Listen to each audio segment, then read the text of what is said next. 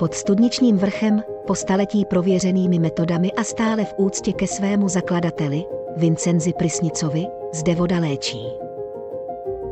Pomáhá od bolesti tělesné i duševní.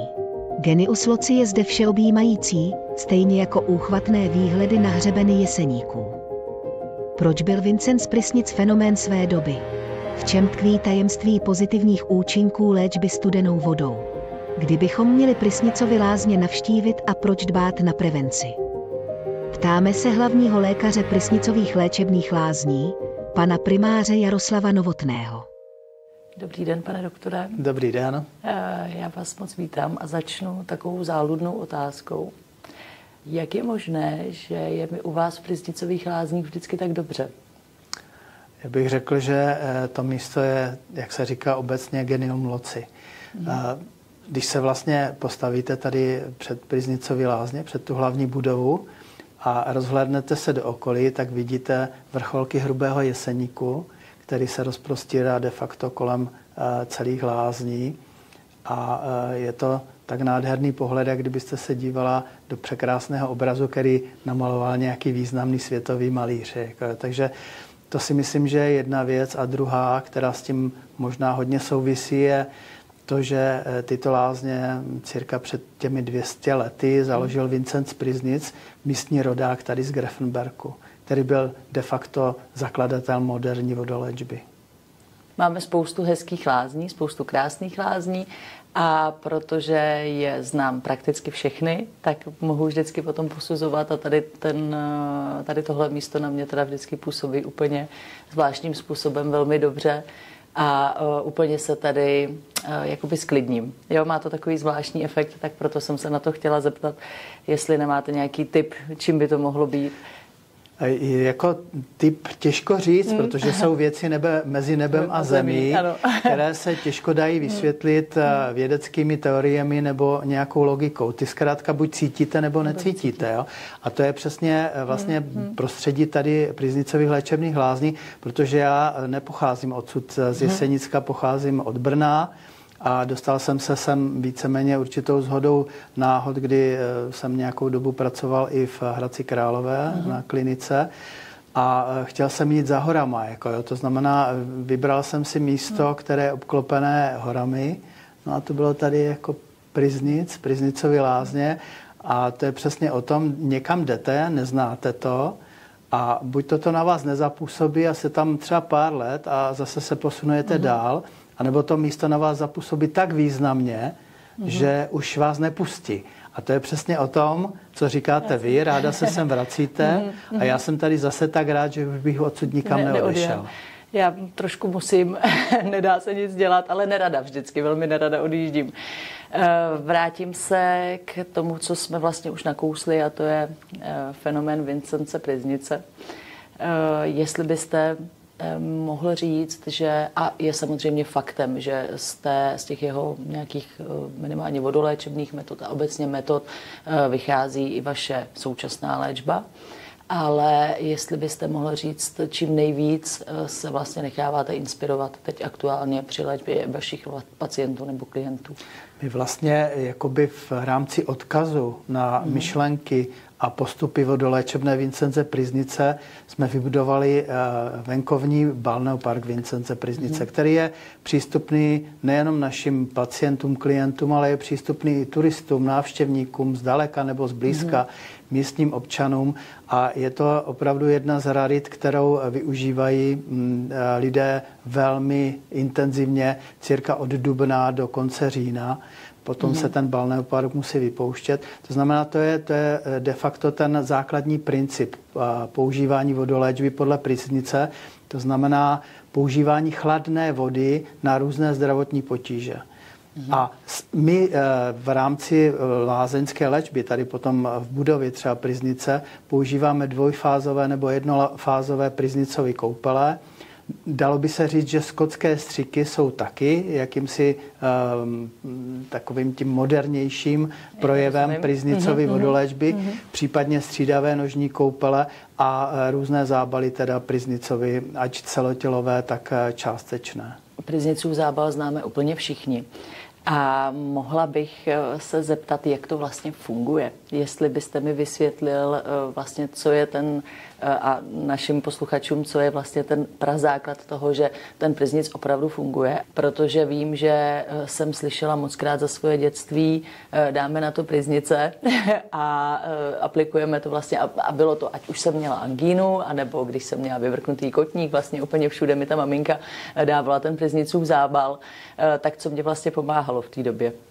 Tak když vlastně Pryznic na tohleto přišel, že studená voda má velmi pozitivní vliv na různé zdravotní potíže, ať to byly nějaké poúrazové stavy nebo určité typy nemocí, tak si to sám nedovedl vysvětlit, že? Respektive nikdo to nedovedl vysvětlit v té době Pryznicové.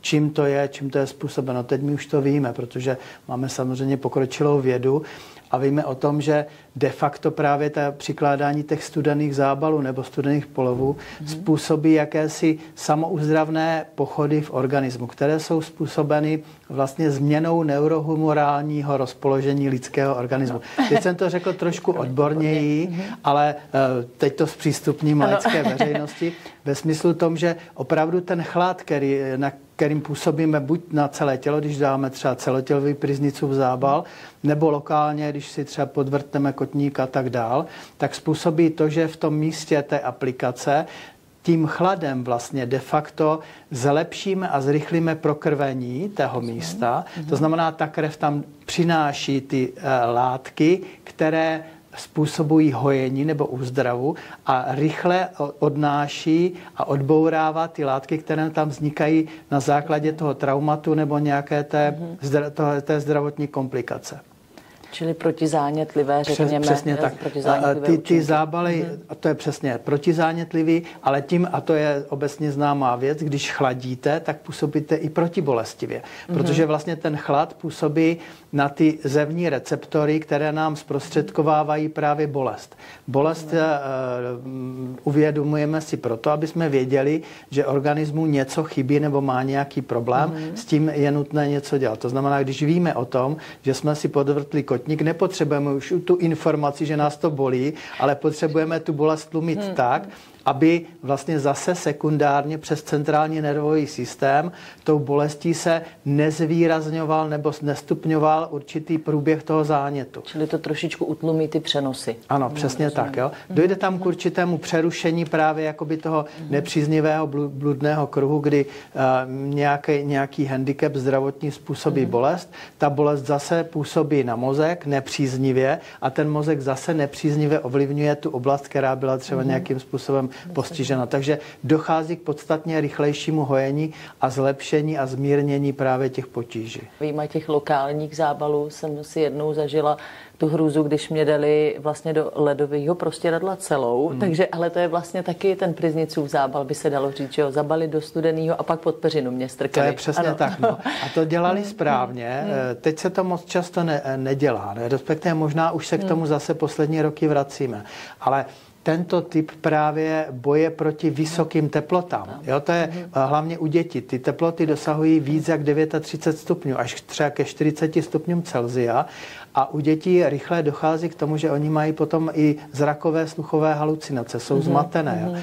A tento způsob vlastně rychlého schlazení způsobí to, že tyhle nepříznivé projevy, jako jsou ty halucinace, zmatenost u dětí a tak dále, se velmi rychle jakoby odstraní a zmizí.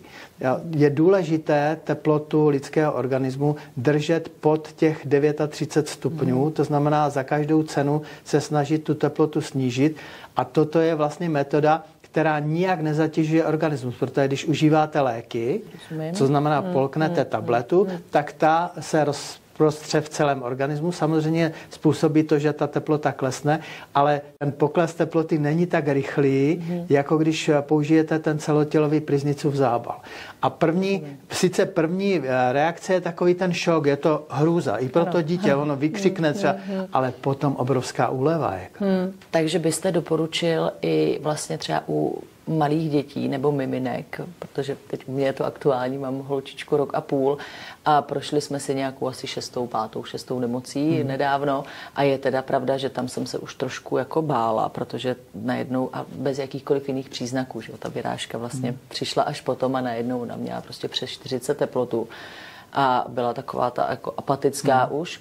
No a já jsem to teda řešila tím Nurofenem popravdě, ale i u takovýchhle malých, jako myslíte, že je to třeba vhodnější opravdu, jako je nárazově ochladit, i když to dítě je takhle malinký? Ano, lepší? určitě se toho nemusíte bát, je možné i kojence jakoby takhle schlazovat. Protože je to lepší přístup, než nechat opravdu tu teplotu hodně vysokou, protože pak dochází k tomu, že se opravdu rozkládají krvinky, jako je to nepříznivý projev.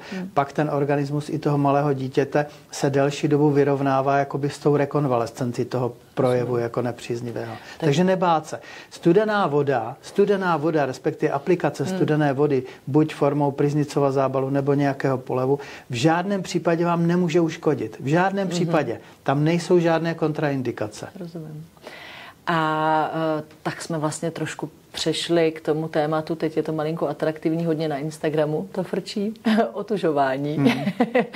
Tak je to možná leckdy a je to třeba dobře. Je dobře, že takový nějaký trend, sice trošičku takový, aby jsme se u toho vždycky nezapomněli vyfotit, ale jestli opravdu to otužování může ten organismus posílit do takové míry. Já jsem jednou vedla s paní doktorkou, s naší imunoložkou od syna, teda staršího, takovou debatu.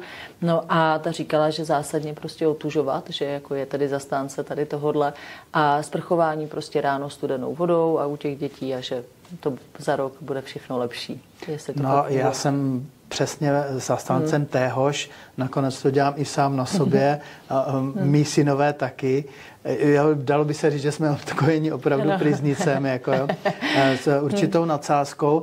To znamená opravdu otužování a známe to i z oblasti třeba těch severských zemí, kdy ty finské sauny a tak dále, to není o tom, nebo saunování není jenom o tom, že se prohříváme, ale potom prohřátí jdeme do hodně studené vody, nebo se válíme ve sněhu. Jo? Takže to střídání těch teplot, té vysoké teploty a té hodně nízké teploty vede k tomu, že organismus se otužuje a organismus lidský, který se otužuje, tak výrazně lépe se vypořádává s těmi zevními nepříznivými projevy, ať jako v oblasti tělesné, tak ale i v oblasti psychické. Protože i ten mozek, když je organismus otužilý, tak snázej jakoby reaguje optimálně na nějaké nepříznivé vlivy, třeba i ve formě nějaké stresové zátěže. Jakým způsobem můžete pomoct třeba tady, pokud se člověk necítí ať úplně v kondici po té psychické stránce, anebo třeba už je tam nějaká diagnóza, ať deprese nebo nějaká psychiatrická? Je pravda to, že pryznicové léčebné lázně opravdu jsou v České republice vlastně dominantním zařízením, kde se léčí formou léčebné rehabilitace duševní poruchy a hlavně deprese, poruchy spánku, úzkostné poruchy nebo něco obdobného. Je fakt ten, že tak, jak jste vy sama zmínila, že počet těchto poruch hodně vzrůstá, narostl i po covidové epidemii a je to všechno v souvislosti s tím, že jsme obklopeni obrovským množstvím stresové zátěže. Člověk nemá dostatek prostoru na to, aby regeneroval svoje jak fyzické, tak psychické síly. Pořád jedeme na doraz, jsme pořád buď sami sebou, nebo okolím nuceni k tomu, aby jsme podávali maximální výkony. A samozřejmě v momentě, kdy nemáme dostatek prostoru právě na to, aby ten náš organismus zregeneroval, tak se dříve nebo později vyčerpá. Každý to máme různě. Jo? Někdo vydrží víc, někdo vydrží méně. Taky je špatné to, aby třeba, dejme tomu, vedoucí pracovníci ty své podřízené hodnotili podle toho, že všichni musí dělat stejně. Jo? Protože to není možné. My jsme každý, jsme originál, každý jsme jinak nastavený. To znamená, jestliže třeba i ten zaměstnanec podává dobrý výkon, ale nepodává ho v takové intenzitě jako druhý, tak to nemůžeme poměřovat a nemůžeme mu říkat, jako ty bys měl pracovat jako tam ten, jako, protože podívej se na, jo, jak on pracuje.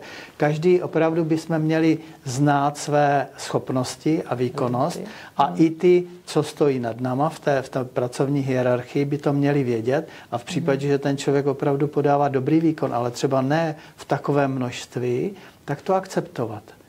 rozumím. Je to asi opravdu velmi široké téma, takže to, jak všichni hledáme nějaký ten kompromis mezi osobním životem a pracovním a v kombinaci u těch mladších rodin vlastně ještě s nějakými dětmi a ten tlak, jako já to pociťuju, já vlastně dokud jsme měli syna, tak to tak nějak všechno šlapalo a teď k tomu přibyla holčička ještě a všechno se to takhle zhroutilo.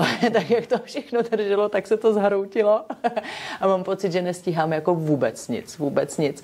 A že vlastně člověk, a přitom to není ani, že bychom měli nějak jako extra náročné, nejsme jaderní fyzici, jo? Jsme prostě fungujeme nějak normálně, ale už jenom třeba to, že syn má nějaký kroužek, chodí někam, ta časová náročnost na tohle hraje prostě fotbal, což my jako hrozně podporujeme, protože to jsem teď řešila s jiným vaším kolegou v minulém rozhovoru, jak jsou na tom děti s pohybem, tak za to jsme jako velmi rádi, ale pravda je ta, že když už jako to přerůstá nějakou tu míru a vy jste vlastně každý den musíte někde být a pořád musíte někde být a tam máte pak tu malou holčičku, která zase vy někde máte být, ale ona potřebuje spinkat a už jenom i tady tenhle jakoby rodinný život a to tam nemáme ještě tu práci vlastně, jo. Takže já třeba teď klidně zabrousím i trošku jako do osobní roviny. Musím říct, že posledních pár měsíců se mi děje taková zvláštní věc a rovnou se možná zeptám, jestli už se mám na něco připravit nebo ne. Jako vůbec nic se mě nechce dělat. Jo, dostala jsem se do fáze, že vlastně úplně do všeho se musím nutit. A nedělám to ani moc jako s radostí a kdykoliv můžu, tak vlastně vůbec nic nedělám. A teď nedávno mě napadlo, jestli vlastně takhle třeba nezačíná nějaký ten syndrom vyhoření, říkám to správně, jestli jako nemám nakročeno, říkáte to tak správně, vás tady využiju. Protože vy, jak mluvíte, co jste mi teďka sdělovala, tak já jsem vám přesně chtěla říct, no to jste kandidát na syndrom vyhoření. Jo? Takže vy jste si to už pojmenovala sama, vy jste to i opravdu správně zdiagnostikovala. A v čem je zásadní problém? Je v tom, že my si musíme určovat nějak priority. Jo? Jsme zavaleni opravdu spoustou povinností a potom je potřeba si třeba říct, dobře, je potřeba si zavést na fotbal, dceru někam, musím si splnit pracovní povinnosti, ale teď jde o to, musím já dneska prát? Nebo musím žehlit? No, ale to jako... Chápu. Tam je to o tom, že dneska se mi ale fakt nechce. Jako, dneska se mi nechce. Tak to neudělám. Já to takhle dělám. A je kdy to pak doženete? Posléze, protože když vlastně se do toho pustíte, že si řeknete, ale já to dneska musím udělat, tak právě tím, že už nemáte sílu, nemáte do toho ani chuť a nejsou ani jakoby nějak splněné jak ty zevní, tak vnitřní podmínky, tak vám to moc nejde. Jde to tak jakoby blbě. Jo? A dále ještě prohlubujete ten pocit toho, že jste čím dál víc a víc vyčerpaná. Když si řeknete, dobře, tak to dneska neudělám. Udělám to třeba za 3 dny. Ono se opravdu nic tak hrozného nestane. Tak za ty 2 nebo 3 dny, kdy si řeknete, ne, nebudu prát, nebudu žehlit, vezmu si knížku, když třeba děti už spí, nebo si pustím nějakou hudbu, nic vám neuteče. A tady ten prostor na tu regeneraci opravdu vám dostatečně dobije tu vaši energii tak, aby za ty 3 dny jste si řekla tak a fakt dneska mám chuť to vyprat. Jako jo. Není to jenom o tom, že to musím udělat, já to vím, že to musí být, ale dneska jako musím to udělat, ale bude se mi to dělat lépe. Jako. A můžu vám říct, že to opravdu takto dělám a musím se pochlubit, mě je 660 let a já nemám ve zdravotní dokumentaci žádný zápis z nějakou nemocí, že bych byl na pracovní neschopnosti. A takhle to opravdu, to, co vám říkám, tak takhle dělám, takhle na sobě sám praktikuju. Můžu říct, že to, co jste doporučili, jako dneska se na to vyprdnu, když to řeknu lidově, že pak najednou někdy se mi stane, že mám zase na to všechno chuť a jsem přesně, taková jakoby plná toho elánu. No, to je ono. Takže nestavět si to tak, že já to dneska musím udělat. Za každou cenu. Co to je špatně. To znamená, jako jsou věci, které hoří, které se musí udělat, ale těch věcí, které hoří, to je fakt minimum. To je opravdu minimum. Jo, vy opravdu třeba toho syna když má být na tréninku, tak ho tam nějak musíte dopravit. On tam sám třeba nepřijede. Ještě je jo, přesně tak. Jo. To znamená, ten určitý časový úsek těch, já nevím, pár let, tohle to budete muset realizovat a pak už on to bude dělat sám. Ale všechny ostatní věci, které mohou jakoby počkat 1 až 3 dny nebo i týden, no, tak se vám to tam nahromadí a nevyperete třeba 3 pračky, ale 6. Jo. Jo, tak... Ovlivní ještě třeba to přemýšlení nad těmihle věcmi, třeba i nějaké to vlastně osobnostní nastavení, které máme všichni, jednoduše poloprázdná sklenice, poloplná sklenice, dá se i tady tohodle jako využít, že třeba když člověk má většinou tu poloplnou, tak se mu zase tyhle problémy třeba trošku lépe překonávají, anebo to vůbec nehraje roli, protože v momentě, kdy se přetáhnete, je úplně jedno, jestli jste teda životní optimista nebo občas pesimista, propadáte teda takovým těm jako nešťastným stavům. No, sehrává to obrovskou roli. U těch lidí, kteří jsou životní optimisté, tak oni si to právě nastavují sami. To je to, co jsem vám říkal já, jo, protože já se taky hodnotím jako životní optimista. To znamená, já to mám takhle daný, já se do toho nenutím. Jo? No ale pak se je druhá ta skupina, která má pocit, že právě když to prádlo nevypere, tak to bude problém, jako jo, bude se to tam kupit a tak dále. To znamená, je to o tom, že životní optimisté se to nemusí učit, ty to mají dané, a ti druzí, tak ti by se právě měli učit a měli by si říct, aha, pozor, jako jo, já už zase se nutím do něčeho, co mi v tento moment asi nebude příjemné a nebude to pro mé zdraví příznivé. To znamená vědět o tom, jako jo, vědět o tom a zastavit se a říct si, aha, bacha, musím to udělat jinak. Já to mám jinak, mně to jde tak nějak samo. Jako, což je samozřejmě nejlepší. Já jsem si právě vždycky myslela, že jsem ten životní optimista, teď mě trošku přesvědčujete o opaku, ale nebo takhle, vždycky hledám, spíš je to o tom, že člověk hledá to řešení, že třeba já jsem nikdy nebyla zase taková, že bych řekla, ne, to prostě to jako nemůžeme už. A vždycky jsem si jako šla, tím nemyslím cílevědomě, ale jako dokud se něco nevyřešilo, tak jsem to jako řešila, snažila jsem se, tak v tom jsem si právě myslela, že člověk vždycky vidí nějakou jako tu naději, jak se ta situace může vyvinout vlastně dobře, tak to vnímám, ale druhá věc je ta, že vlastně ten vnitřní pocit toho, že je člověk jako strašný chudák, protože pořád něco musí a tak to teda jako pociťuju, pane, jo, to už pár let, no, ale trošku mi to vadí, protože vlastně s tím jako obtěžuje člověk i to okolí, jo, jste takový jako permanentně trošku nazlobenej, pořád si myslíte, že jste na všechno sám, že vám nikdo nepomáhá, jsou to takový jako zvláštní prožitky, který jsem neznala z předchozích let, ale teď opravdu pár let a popravdě to covidové období u nás v rámci vlastně našeho povolání nebylo jednoduché. Tam si to vyžádalo jako obří množství energie, obří, a je možná, že to je třeba tohle důsledek víc, než to, že mám moc prádla týdně, jo. Ale to už je, to už je otázka. Prádla, samozřejmě to je jenom obrazně řečeno. Rozumím, já tomu rozumím.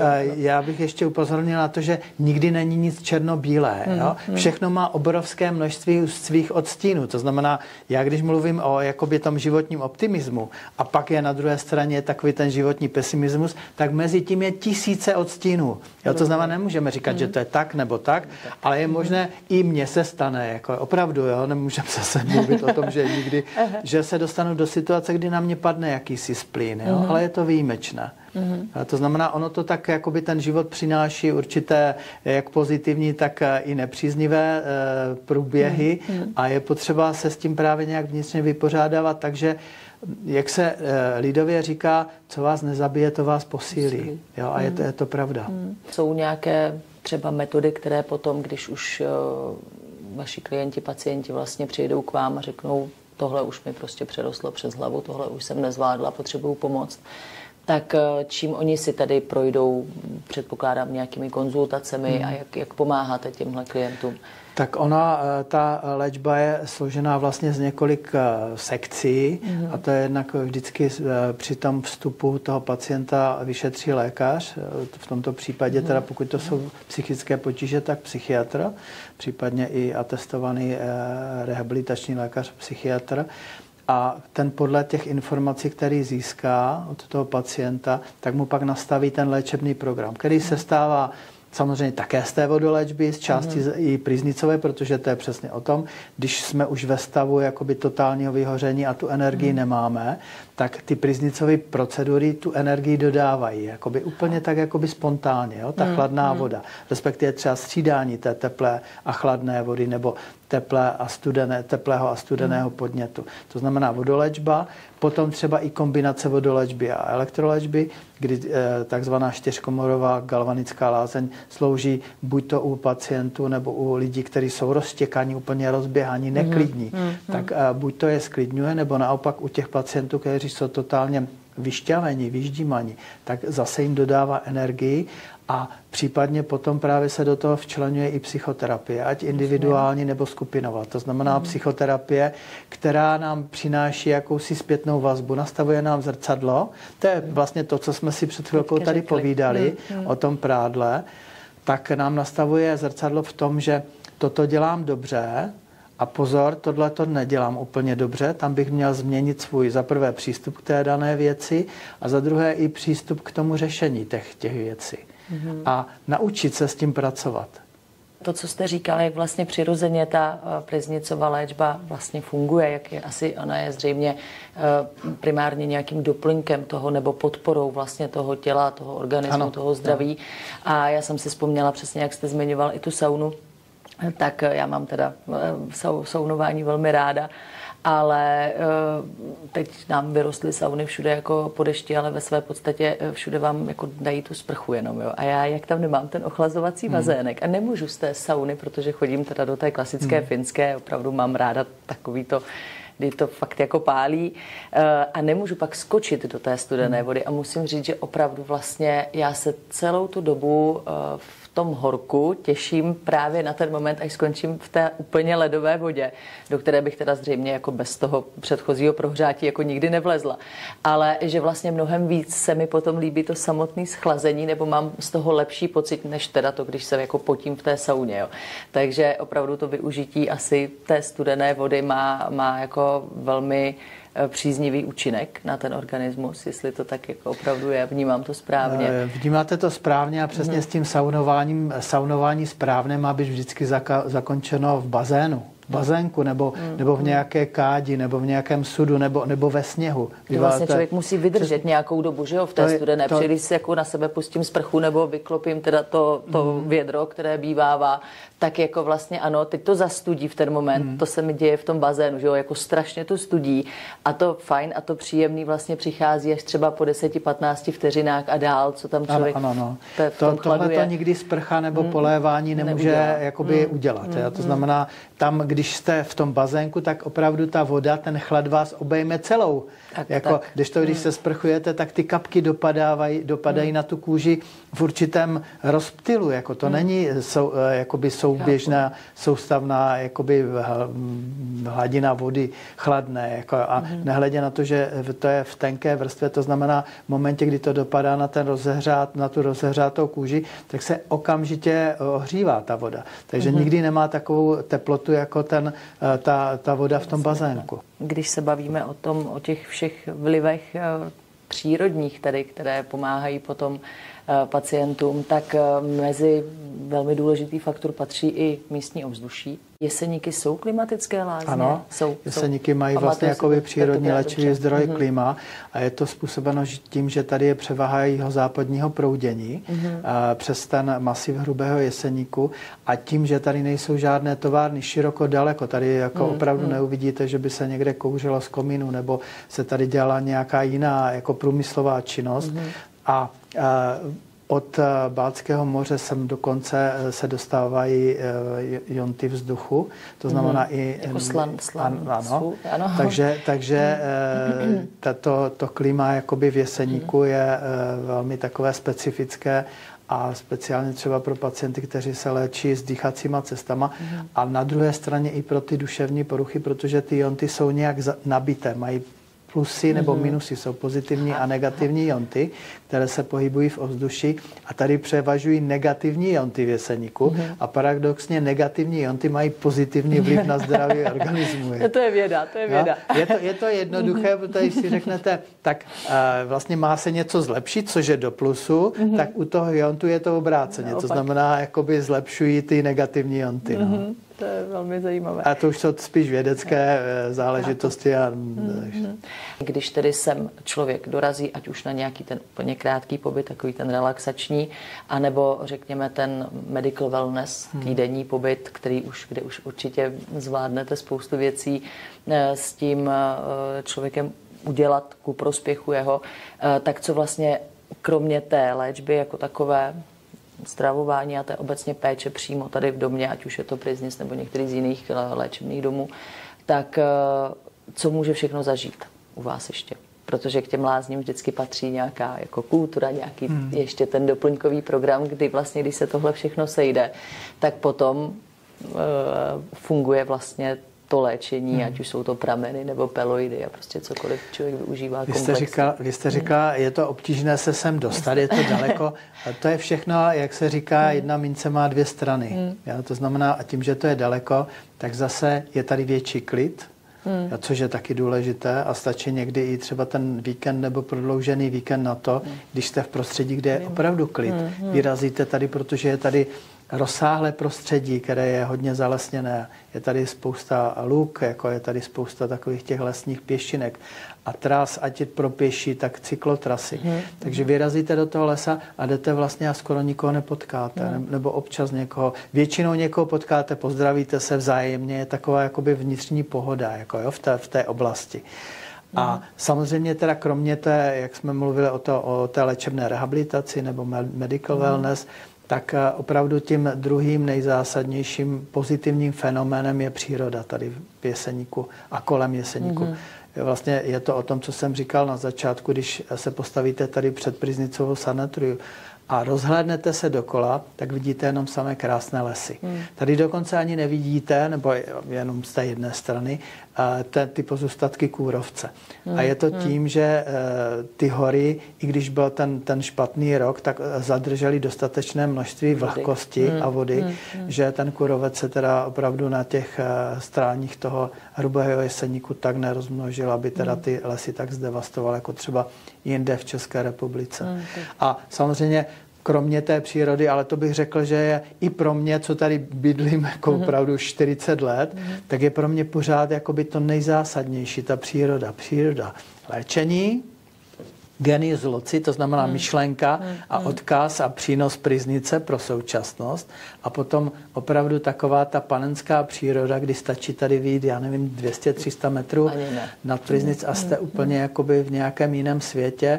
Všude tady tečou různé takové ty potůčky, bystřinky, protože nad Priznicem je kopec, který se jmenuje Studniční vrch a nemá ten název Ledabile daný, protože to je opravdu kopec, který je plný vody. Jako, jo. To znamená, i když je hodně velké sucho, tak z těch pramínků ta voda neustále vytéká ven.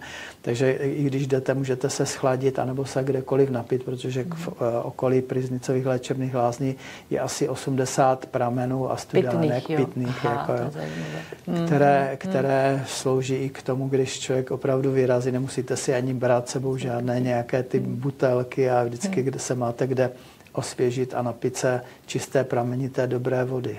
Jo, samozřejmě kulturní pořady, tak jako v každých lázních, protože lázeňství není jenom o léčení, o procházkách, o klidu, o čistém vzduchu případně, ale i o té další stránce, to je ta kultura. To znamená, pak někdy v podvečer nebo večer si buď teda sednete na pokoji, nebo sednete někde venku, když je léto, vezmete si knížku, anebo si můžete zajít na koncert, na nějaké divadlo, na nějaké popovídání s významnou osobností, anebo si vůbec takové ty skupinky lidí dělají svoje vlastní kulturní jaksi aktivity.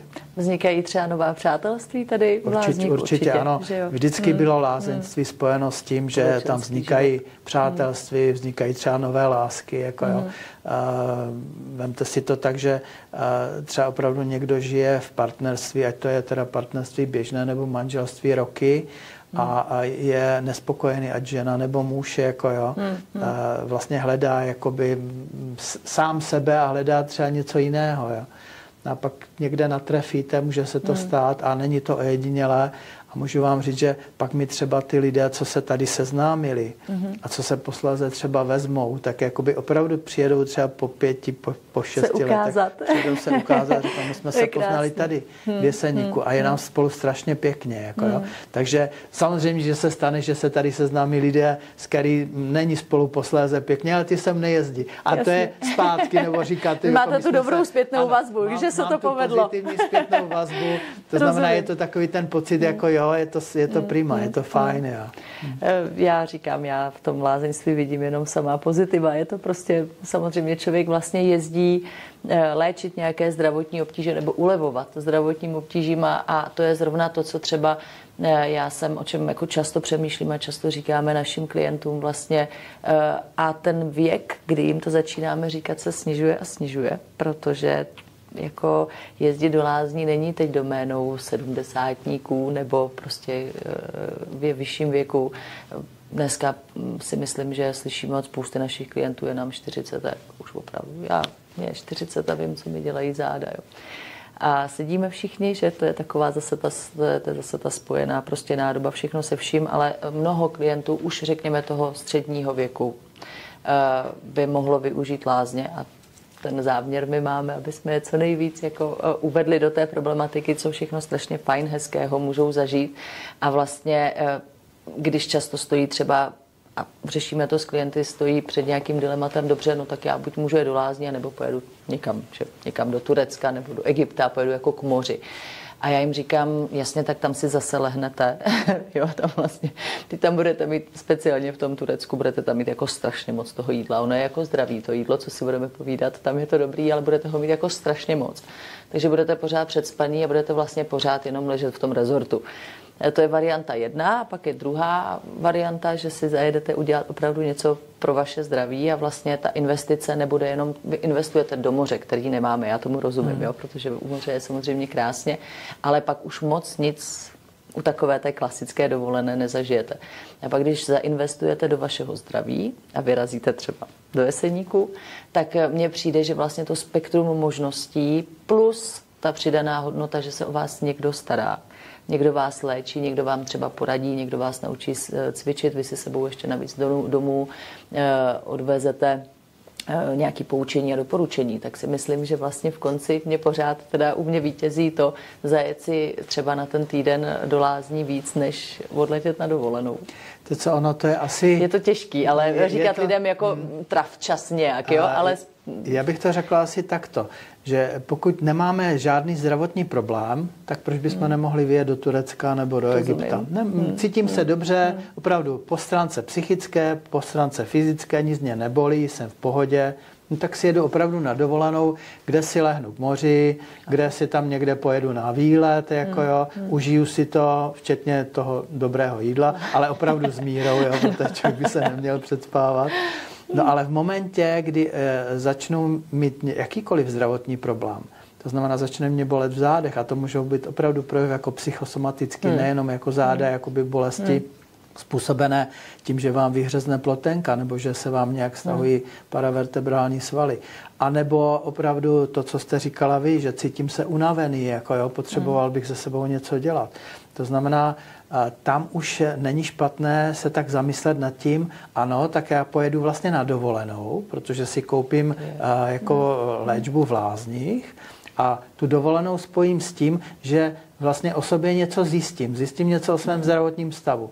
Za prvé teda tam v případě, že to je medical wellness, že jdete přes lékaře, tak ten lékař se vás primárně vyptá, jaký máte ten problém, můžete dostat nějakou zpětnou vazbu, aniž jdete za svým praktickým lékařem ve smyslu tom, že vám poradí, podívejte, vy máte třeba nějaký problém bolesti kolen nebo v těch zádech, podívá se na něho a případně řekne, bylo by dobré, kdybyste třeba navštívil ortopeda. Jo?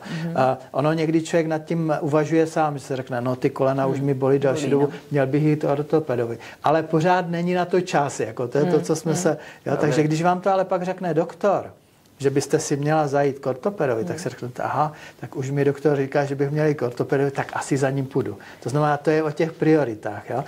To znamená, ano, pak teda v momentě, kdy mám nějaký zdravotní problém, a lepší, když ho mám malej, ten zdravotní problém, než když už je hodně velký, protože to už je problematické, pak týden nějaké té léčebné rehabilitace nepomůže většinou, tam je potřeba delší dobu. Takže když je ten problém malý, ale už si ho uvědomuju, tak není špatné, respektive naopak bych řekl, je dobré vyrazit do těch lázní, protože se tam o sobě dozvíte strašně moc. Jako prevence třeba. No, jako prevence lázeňská léčba, to je právě o tom, co jsem říkal, tam jako, ať si když nemá někdo zdravotní potíže, ať si rozmyslí, jestli pojede k moři, nebo jestli si pojede jako do lázní, jako prevence. Jako prevence jsem si říkala, aby se ty problémy, které už nějak nezhoršovaly. V tomto případě ano. Jako prevence zhoršování potíží, který už jakoby drobný mám. To znamená, abych věděl, že je potřeba s tím něco dělat. Co? Protože když projdu třeba tou péči fyzioterapeuta v lázních, protože nikde u moře fyzioterapeuti nejsou. Tam jsou maséři a ještě můžeme tak nějak spekulovat nad tím, jak dalece jsou kvalitní. Jo? Protože se může stát, že masér může i v případě, že bude nějaký problém závažnější, jako v oblasti páteře, tak může i ublížit. Jako, jo? To znamená, v momentě, kdy máte fyzioterapeuta, to už jsou opravdu odborníci, kteří mají v současné době vysokoškolské vzdělání a ty opravdu vám to hodně už i specificky zdiagnostikují a i z části právě zlepší ten stav a minimálně vám naučí vás třeba nějaké cviky, nebo vám řeknou, jakým pohybům nebo jakým stereotypům pohybovým se máte vyhnout, co nemáte dělat. Případně opravdu doporučí, běžte k nějakému odborníkovi. Protože když jdete brzo, tak se to dá většinou řešit konzervativně. Když se jde pozdě, bohužel už se často musí přikročovat k operativním zákrokům. To asi nikdo nechce, protože koho znám, vždycky ho má čekat nějaká operace. Je to pravda, spíš to každý odkládá. Jo? A fakt je ten, že tak, jak jste říkala vy, taková ta časná prevence je nejlepší věc, jako, jo? Protože ano, dělejme s tím, co možná nejdřív něco s tím problémem. On většinou opravdu se podaří vyřešit konzervativní cestou a jsme v pohodě. Rozumím. Dělejme s tím něco, to by byl podle mě krásný závěr našeho povídání, že vždycky, když nás něco začne trošku bolet, tak je dobré to neodkládat určitě. A ať už je to tělo nebo duše, asi tak. A eventuálně se přijet podívat za váma, rozebrat to a nechat si pomoct. Určitě je to jedna z možností. Moc krát vám děkuju, pane primáři. Přeji pěkný den a užijte si to tady v Jeseníku, protože je krásné počasí dneska. Já už jsem hlásila, že si to užívám. Stačí mi tady ten den, i když je trošku pracovní a prostě jsem úplně spokojená. Moc děkuju, ať se vám daří. Taky děkuju.